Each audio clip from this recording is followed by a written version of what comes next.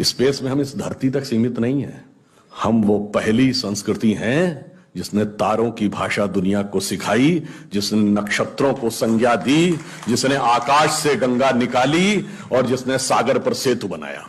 मैं तो यह भी पूछना चाहता हूं मेरे भाई, जिन लोगों को लगता हो कि यह कल्पना है, वैसे तो वो आपके अज्ञान के कारण कल्पना लगती, जैसे बहुत सी चीजें विज्ञान की आज से 100-150 साल पहले कल्पना लगती थी, पर उनसे पूछ लो कि भाई ऐसी कल्पना भी तुम क्यों नहीं कर पाए।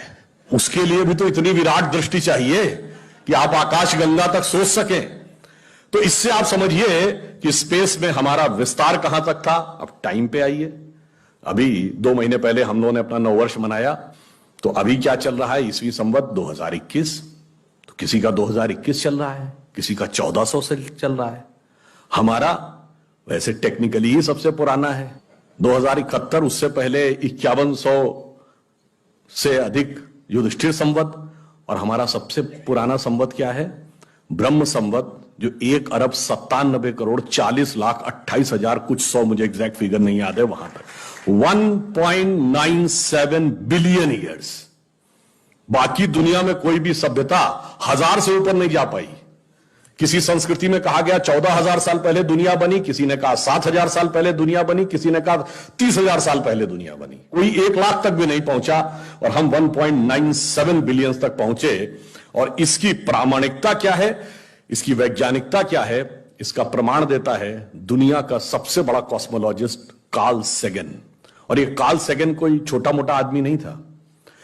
आप में से जो लोग विज्ञान में रुचि रखते होंगे उनको पता होगा कि first man made object which has gone beyond solar system, सौर मंडल के परे जाने वाला पहला मानव निर्मित उपग्रह वॉयेजर है, जो 1978 में छोड़ा गया था।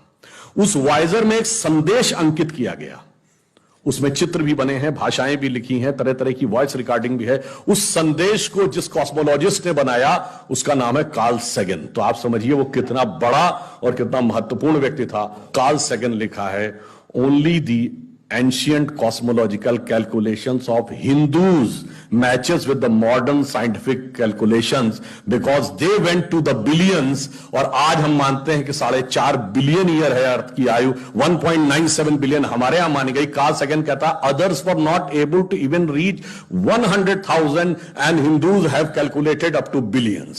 तो अब ये एक वैज्ञानिक कह रहा है कि हमारा टाइम में कितना लंबा व्याप है और स्पेस में कितना लंबा व्याप है। तो आपको यह समझना चाहिए कि जिसे हम सांस्कृतिक राष्ट्रवाद कहते हैं वो कितना गहरा और गंभीर है। अब मैं आपसे कभी पूछूं कि दुनिया में सभी धर्म संस्कृतियां दावा करती हैं कि हमारे पास बिल्कुल अलग विचार है, हमने बड़ा अच्छा विचार दिया है। अगर हम आपसे पूछें कि हमारी संस्कृति में ऐसा क्या है जो दूसरे में नहीं है, बहुत से लोग कहेंगे साहब उसमें बड़ा सदाचरण की बात कही गई, नैतिकता की बात कही गई। तो लोग कहेंगे ठीक है भाई, दूसरी जगह भी कही गई, शायद कोई फॉलो करता है या नहीं करता। पर मैं अगर आपसे पूछूं कि वो चीज बताइए जो हमारे यहां लिखी और दूसरी जगह लिखी ही नहीं, वो क्या है? आप सबने नाम सुना होगा, Vedic mathematics. Have you ever heard of mathematics as a part of religious text? ये सिर्फ हमारे यहां है। गणित धार्मिक पुस्तक का हिस्सा है।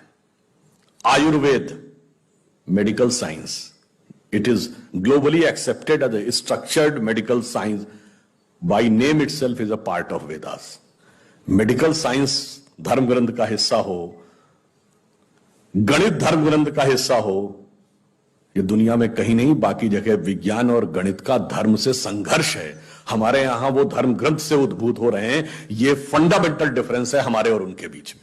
और इतना ही नहीं, मैं कभी आपसे, आप लोगों ने ध्यान दिया हो अगर गणित की जो खोज है, वैसे तो बहुत सारी चीजें थी जो अंग्रेजों के आने के बाद छुपा दी गई, क्वाड्रेटिक इक्वेशन हो, अलजेब्रा हो, ट्रिग्नोमेट्री हो, ये सारी चीजें। मगर एक ऐसी चीज है जो कमोबेश सभी लोग मानते हैं, चलो ये तो मान ही लेते हैं कि भारत ने दिया।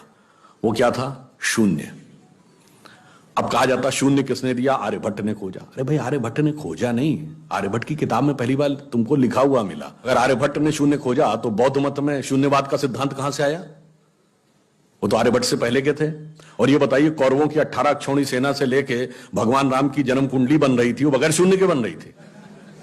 वास्तविकता यह है कि शून्य वेदों से निकला और वो इस बात को स्वीकार करने को तैयार नहीं होते थे कि धर्म ग्रंथ से निकलता है, इसलिए उनको छटपटाहट थी, इसलिए वो कहने का प्रयास करते हैं किसी और ने निकाला था।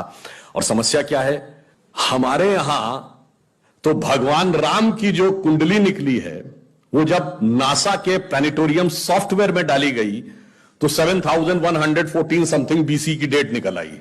अब बताइए, वैसे तो मैं नहीं मानता कि वो डेट सही है, उसको उसके अंदर नक्षत्रों का कैलकुलेशन किया जाए तो बहुत पीछे आएगा, परंतु बताइए उन लोगों ने हमको समझा दिया कि हम अवैज्ञानिक हैं और हम अंधविश्वासी हैं, जिनमें किसी एक के यहां लिखा है कि धरती चपटी है और एक के में लिखा धरती के चारों तरफ सूरज घूमता है।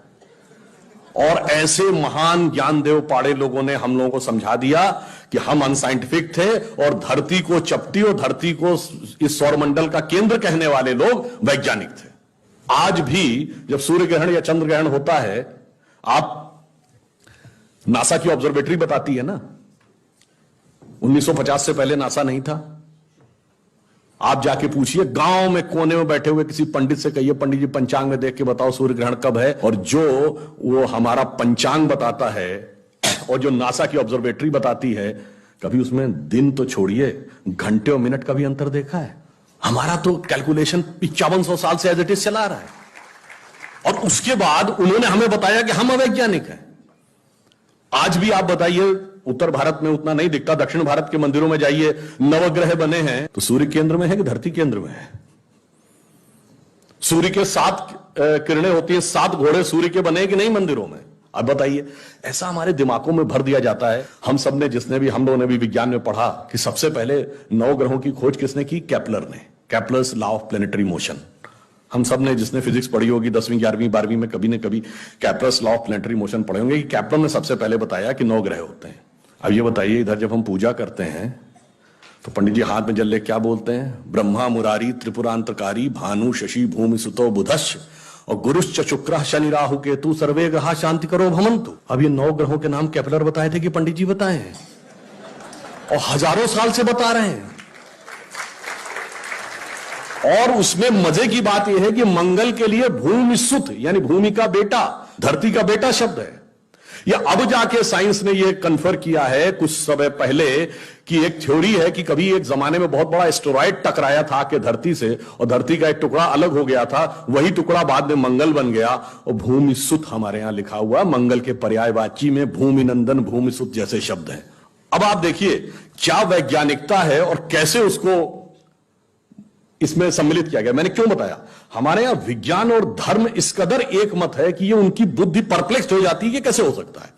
अब मैं शून्य पे आता हूं, हमने शून्य खोजा, मगर महत्वपूर्ण बात है हमने शून्य क्यों खोजा, हम शून्य खोजने में सफल क्यों हुए और वो क्यों नहीं सफल हो पाए। बड़ी बड़ी दुनिया की civilisation, Chinese civilisation, Mesopotamian, Babylonian, Egypt की सिविलाइजेशन, ग्रीस की civilisation, Roman empire, Turkish empire, Inca, Maya, Aztec, कोई जीरो नहीं खोज पाया। उसका कारण यह है कि जो भी विज्ञान के विद्यार्थी हैं वो शून्य का महत्व समझते हैं। किसी संख्या को आप जितने से डिवाइड करते हैं, x डिवाइडेड बाई n, उसका रिजल्टेंट होता है। जैसे आप n की वैल्यू कम करते चले जाते हैं, रिजल्टेंट बढ़ता जाता है। यानी किसी संख्या को x बटे 20 से x बटे 10 का मान ज्यादा होगा, x बटे 5 उससे ज्यादा होगा, x बटे 4, 3, 2, और जब x डिवाइडेड बाई 1 होगा तो क्या होगा? x हो जाएगा। इसका मीनिंग जानते क्या है?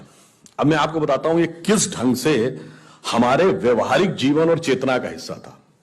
आप लोग कभी ये सोचिए कि आपको जीवन में क्या अच्छा लगता है और अच्छा लगना क्या है। मैं बिल्कुल साइंटिफिक एक्सप्लेनेशन की बात कर रहा हूं।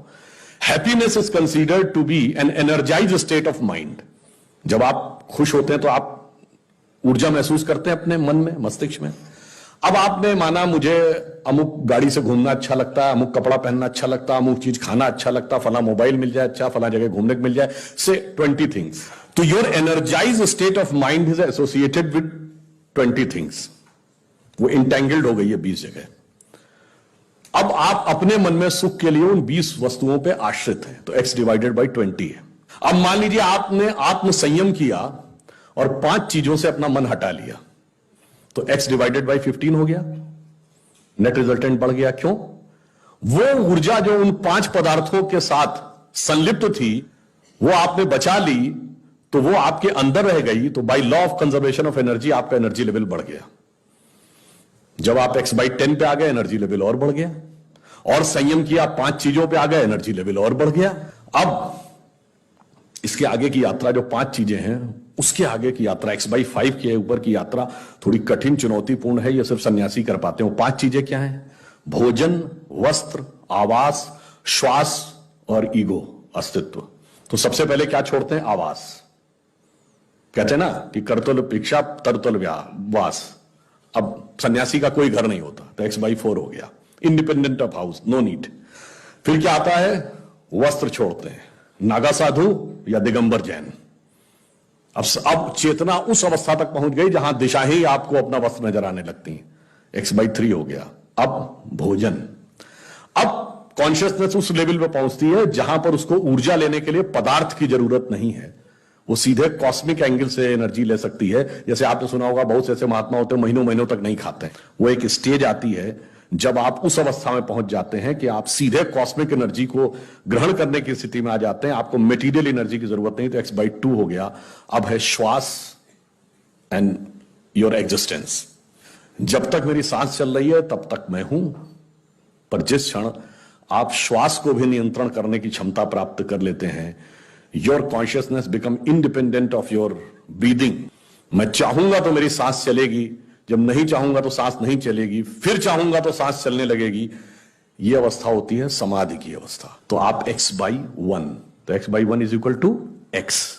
अब आपने आत्म स्वरूप का साक्षात्कार कर लिया, परंतु एक चीज रह गई, मेरा एग्जिस्टेंस, मैं एक एंटिटी हूं, मैं एक व्यक्ति हूं, मैं एक पुरुष हूं, मेरा नाम है, वो तो है ना। जिस क्षण आप अपने कॉन्शियसनेस को अपने एग्जिस्टेंस से इंडिपेंडेंट कर लेते हैं, तो n की वैल्यू क्या हो गई? 0। तो x/0 is equal to infinity. तो अनंत की यात्रा शून्य से होकर जाती है, और हम अनंत खोज रहे थे, इसलिए हम शून्य को खोजने में सफल हुए। यह मूल कारण है कि हम भारतीय शून्य को क्यों खोज पाए।